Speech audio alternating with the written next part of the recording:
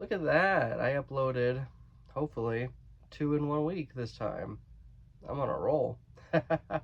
What's up, guys? It's your boy Chrysalis here, and this is going to be a roundup of all the Criterions I was able to get during the Barnes & Noble sale. That's right, the Barnes & Noble winter, fall, whatever you want to call it, sale just concluded as of today, or actually as of a couple days ago at the time recording this. And I just wanted to show you guys what all I got during that sale. I actually acquired these about like a couple weeks ago or so. So yeah, this will be cool. First and foremost, I apologize for the lack of activity on my end. Moving's been a pain in the butt. I'm also trying to figure out a new layout for like how I want to record videos and stuff. I do have a few ideas for videos that I want to do. I'm definitely going to try to get my new movie roundup dealio going, since I recorded the one for October, but I didn't like how it turned out, so I just, discarded that. So I'm just going to do one for October plus November, and yeah, that should be interesting. Worst case scenario, I end up just doing one video for October and one video for November as originally intended, which, thinking about it now, that's probably what I'll end up doing.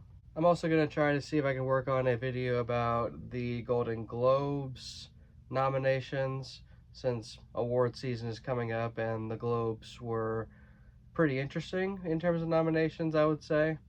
As far as activity goes, I'm going to try to get the ball rolling again, so hopefully I can do that.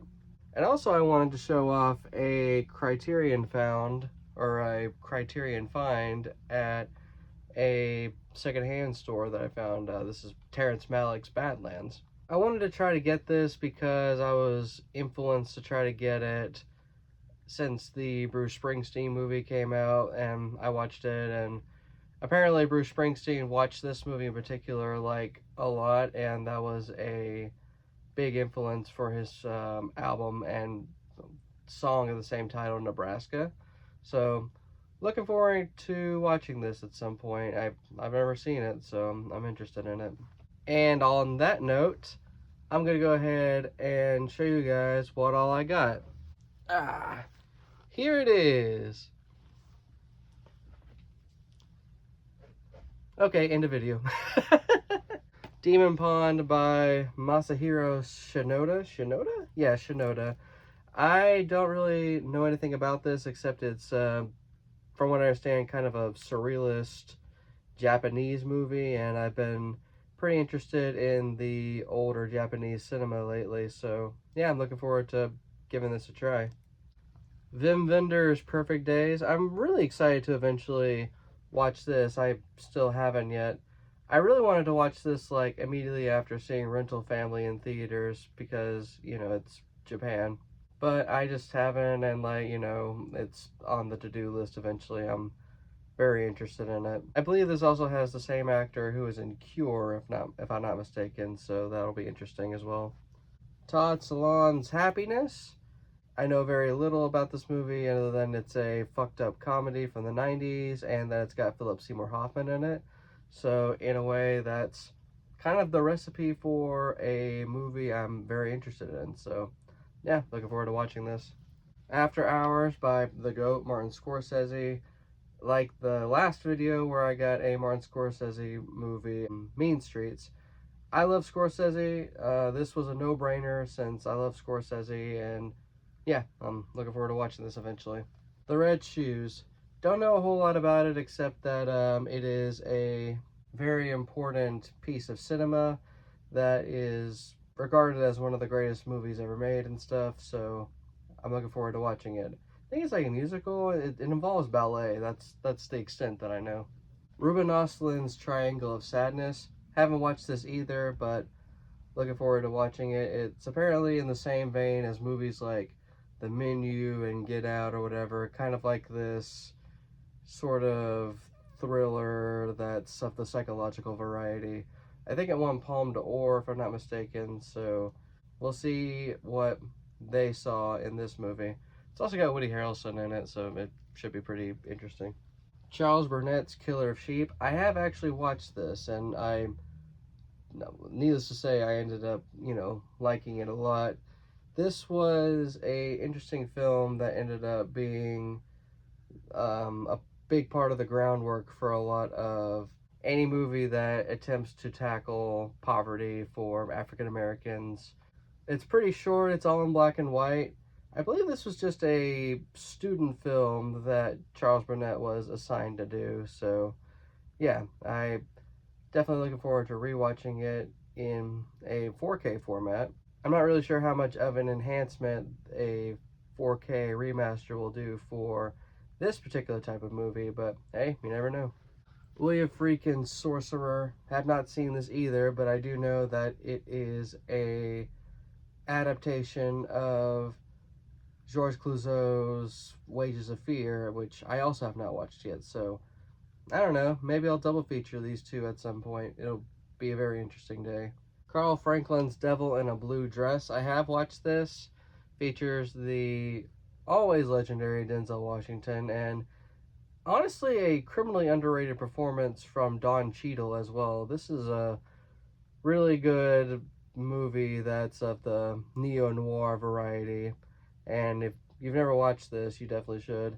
This was a film that, as I understand it, was a big influence on Ryan Coogler's Sinners, so yeah, if you've never watched it, you definitely should. Federico Fellini's 8½. I think this is supposed to be a crime thriller, if not mistaken. Either way, I think this is a lot of people's introduction into Fellini, or one of many ways to get into Fellini, so I'm looking forward to diving into this. Alright, this is Soy Cuba by Mikhail Kalatalov. I heard really good things about this, and I'm looking forward to eventually watching it. I've heard it's got great cinematography. I've heard it's a very interesting joint effort between the Soviet Union and the native Cubans at the time. So yeah, I'm looking forward to watching this. This is probably out of all this entire haul, this is probably in my top 5 movies that I'm very, very much looking forward to watching for the first time. Jin Cage, I probably butchered his name's Farewell My Concubine. Know nothing about this movie except that it's highly influential and just really good, so that's all I gotta say about it. I'm very interested in watching this at some point. This is Picnic at Hanging Rock by Peter Weir. I have not watched this, but it's, from what I understand, a underrated and largely influential film, and Peter Weir, one of the GOATs, Dead Poet Society, Master Commander, The Truman Show, just kind of felt like a no-brainer, so I'm looking forward to watching this as well. And since I ended the last Barnes & Noble Criterion haul with a David Lynch film, I want to go ahead and end this one with a David Lynch film, Blue Velvet. I've heard a lot of talk about Blue Velvet lately, and surprisingly enough, I have not watched this either. I've heard it's pretty grotesque, it's pretty dark and grim and fucked up, which, sounds like a regular David Lynch film to me, so yeah, I'm looking forward to diving into Blue Velvet. And that's all of my recent haul, my recent Barnes & Noble haul. If you participated in the Barnes & Noble sale, let me know what it is you guys got in the comments, and what are the ones in my haul that you're popping off that I bought or whatever.